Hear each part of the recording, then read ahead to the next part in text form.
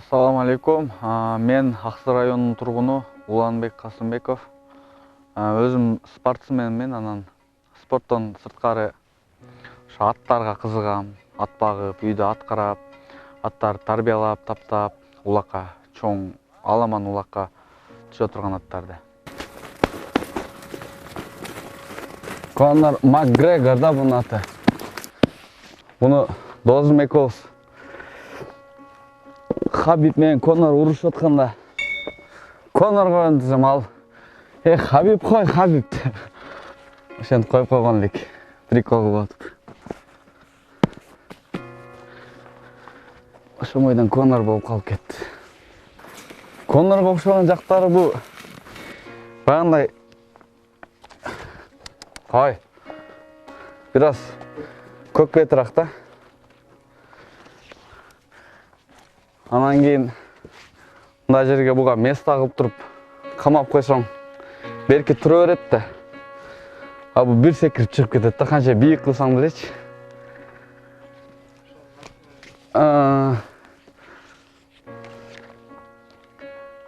Ошого.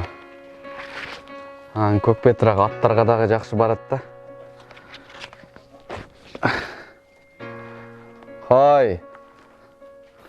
Анан муну биз аттарды кунанында тоого беребиз да.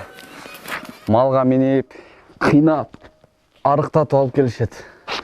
Быйыл көп кыйналып калган экен бул.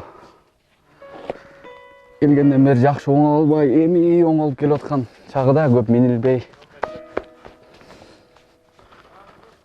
Эми оңолуп келип атат. Курту дагы бар экен. Көкшеп жүргөндө ичинде курт пайда болот да. Ошого дары берип эми оңолуп атат да бул. Кудай буйрса да бир айдан кийин. Жүрчү Конор. Атка кичинекейимден бери ат менен өстүк. Аттар жагат, анан шаарга кеткенден бери атты карабай койгон элем. Анан Үмүт деген биздин акебиз бар. Ошонун красавчик деген, миллиончик деген атын минип, атка кызыгуум кайра пайда болуп, ошондон тарта уже ат кармап өзүм ушундай чоң аттарды таптап, тарбиялап баштагам да. Ал атын Өзбекстанга 2 миллионго сатты. Мындан 6 жыл мурун бу. Ошодон бери өзүм да ушундай чоң аттарды кызыгып, багып. Бул жакта менин инилерим бар, ушулар минип, үйрөтүп, тарбиялап беришет да мен жогумда. Ке сабыр, минип кана көрсөтчү.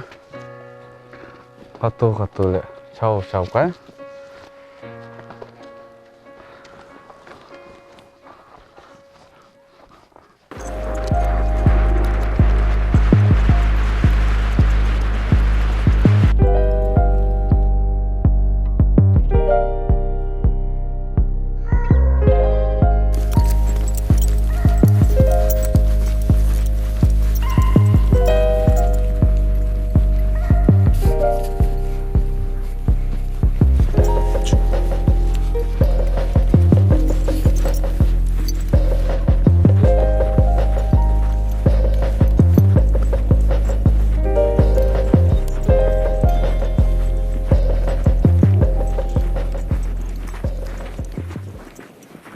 Буну Россиядан алып келгенбиз. Өзүм ушул айылдаш байкелерим алып келип берген. Алып келип, ошомойдон мен байкем карап берди ошо Бишкекте. 1 жыл карап, анан кийин өзүмдүн айылыма алып келип, азыр карап тарбиялап атам. Биз кунан кезинде ошо тоого мал караган, мал баккандарга берип коебуз. Ошолор арыктатып, кыйнап, тарбиялап келишет. Анан келгенден кийин күзүндө багып, анан семиртип, чучугун толтурабыз да, бастырып, уже суутуп баштайбыз. Кудай буйрса, эмки жылы улакка салганга боло турган болуп калат, даяр болуп. Эмки жылы күзүндө. Буну 2 жыл мурун алып келдим. 130 миңге алгам алып келгенде. Анда кулун болчу. Кулунда 130 миңге ошол аябай келгенде сындуу, жакшы болгондуктан кымбат берем, мен байкелерим алып келген үчүн ошо арзаныраак кылып мага өткөрүп берген да. Нурпайыз деген өзүнүн айылдаш байкелерим алып келип берген. 130 миңге келип чыккан. Бул аттын өзгөчөлүгүн айтсам, эми ар аттын өзүнө жараша кыялдары болот. Анан кийин бул мындай оор басырыктуу, жоошураак да бир аз. Оор басырыктуу, анан кийин бирок көкпет да баягындай. Ошон үчүн конор деп койгонбуз. Бир жерге камап койсоң да мындай чоң бийик жерлерден секирип өтүп кетип ушундай адаттары бар. Анан кийин бир-эки жолу улакада алып барып көргөнбүз. Улакадагы мындай салган жагыңа кете берет да, кайтпайчы. Өзүнүн күчү менен барып урупчу. Ошон бирок улака даяр эмес, бул жаш. Кудай буйруса эмки жылдардан даяр болуп калат. Өзгөчөлүгү аябай мындай адамга да аябай жакын. Бир ким алып келип жем берсе, ошону эстеп калат да сразу. Бир-эки жолу жем берип койсоң, сразу эстеп калат. Алыстан көргөндө эле уже тааныгандай болупчу.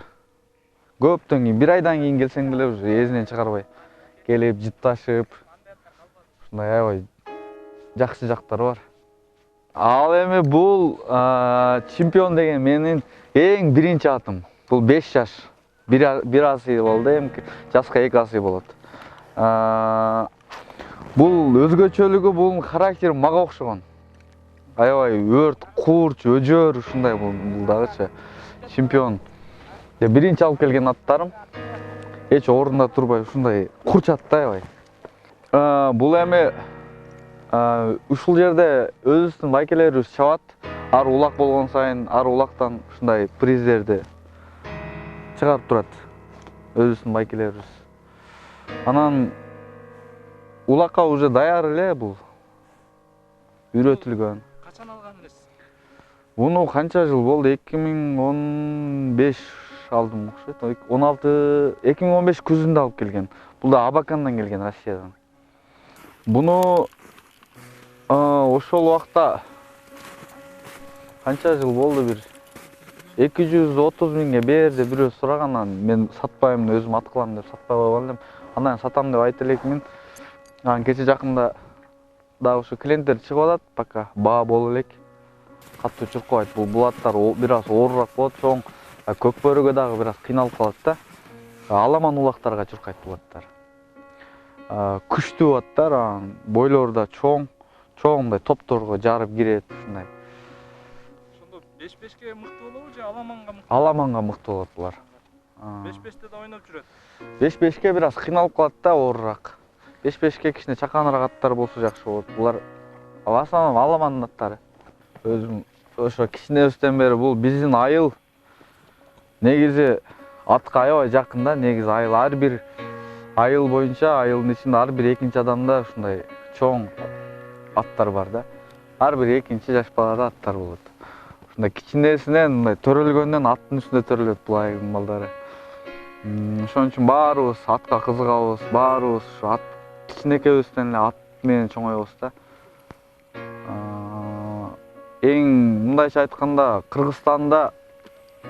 Кыргызстан боюнча эң жакшы аттардын бири ушул биздин айылда да. Ошол эмне дейт элем, жалпы өзүбүз кыргыз болгондуктан, кыргыз ата бабаларыбыз негизи эле илгертеден ат үстүндө ойноп, ат үстүндө согушуп, ат үстүндө ушул жерибизди коргоп, бизге чейин алып келген ушундай ат үстүндө чоңойгон калк экенбиз да. Ошон үчүн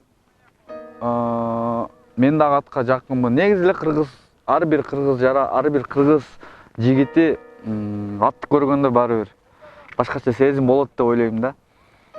Анткени ошол азыр эле айтып кеткендей, ата бабаларыбыз биздин каныбызда бар. Ошон үчүн дагы мен атка кызыгып, канткен учурда да үйдө баары бир ат турат да.